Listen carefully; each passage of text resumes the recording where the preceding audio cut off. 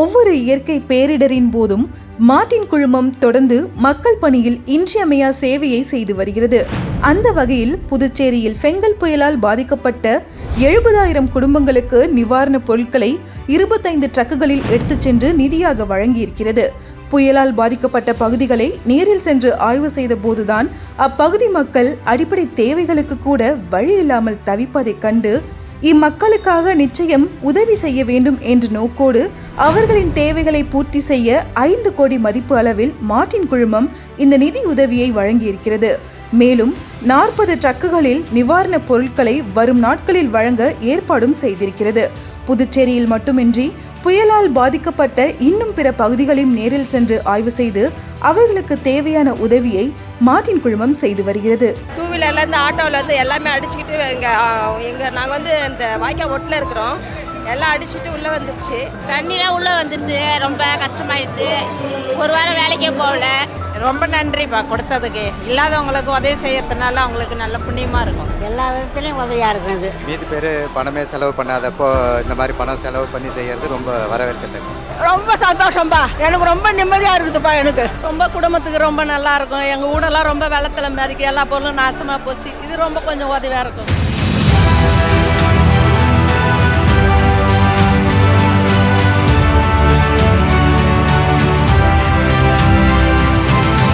கஷ்டப்பட்டு நாங்களே வந்து ஒரு எங்கள் பூர்வீகம் வந்து மயன்மார் பர்மாவிலேருந்து அப்போ வந்து அங்கே சிவில் வார் வந்தது, போர். அந்த போரில் வந்து அடித்து விரட்டப்பட்டோம். அடைக்கலம் இல்லாமல் ஃபஸ்ட்டு சென்னைக்கு வந்தோம். அகதிகள் விடுதியில் தங்கியிருந்தாங்க எங்கள் முன்னோர்கள். கோயம்புத்தூர் வந்தது பிறகு சின்ன வயசில் எங்கள் அப்பா வந்து ரோடாக போய் லாட்ரி டிக்கெட் விற்றாரு. அதுக்கப்புறம் சின்ன கடையில் ஒரு கடையில் வேலை செஞ்சார், லட்சுமி காம்ப்ளெக்ஸ்னு சொல்லி. அதுக்கப்புறம் அவரே ஒரு சின்ன ஒரு கடை வச்சு உதவினார். அவர் ஸ்டாக்கிஸ்லேருந்து ஒரு ஏரியா டிஸ்ட்ரிபியூட்டராக வந்தார். ஒரு ஏரியா டிஸ்ட்ரிபியூட்டர்லேருந்து ஒரு மாநிலத்துக்கு ஒரு ஆத்தரைஸ்டு டிஸ்ட்ரிபியூட்டராக வந்தார். அவர் வறுமையினால் அவரோட படிப்பை கூட இன்றைக்கி பூர்ணமாக கம்ப்ளீட் பண்ண முடியல அந்த காலத்தில். அப்படி இருந்த குடும்பம்.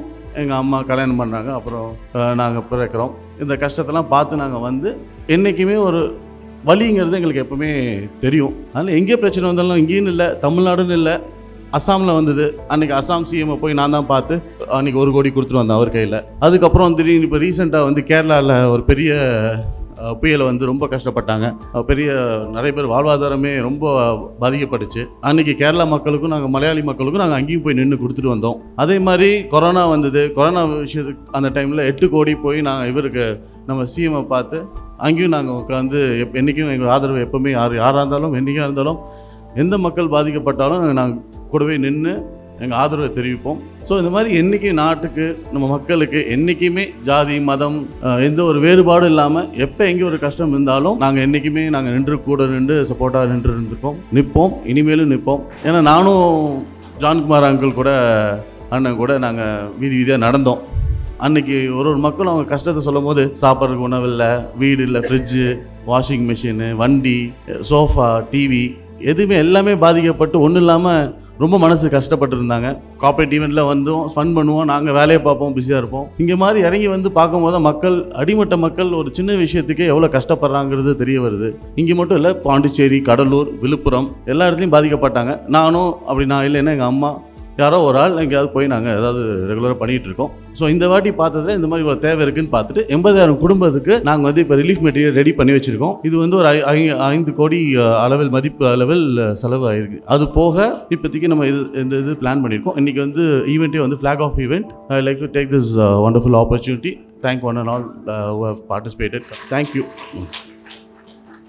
10 நாளுக்கு முன்பே நாங்கள் இங்கே வந்து வெள்ள நிவாரண பொருளுக்கு வழங்கினேன். இன்னும் இதேபோல் 70,000 குடும்பத்துக்கு சேர்ற மாதிரி இந்த பொருள்கள் இங்கே வந்திருக்குது. அனைவருக்கும் கொடுப்போம். இது அன்பாக பெற்றுக்கொள்ள வேண்டும் என்று கேட்டுக்கொள்கிறேன்.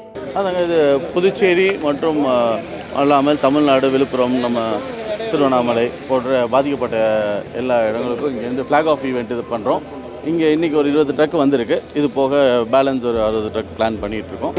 ஸோ ஒன்றா வராங்க. இது ஒரு டிஸ்ட்ரிக்ட்டும் இங்கேருந்து போகிற மாதிரி ஃப்ளாக் ஆஃப் ஈவெண்ட்டுக்காக சார் சீஃப் கெஸ்ட்டாகவும் நாங்கள் எங்கள் ஃபேமிலியிலேருந்து எல்லாம் வந்து இதை தொடங்கி வச்சுருக்கோம்.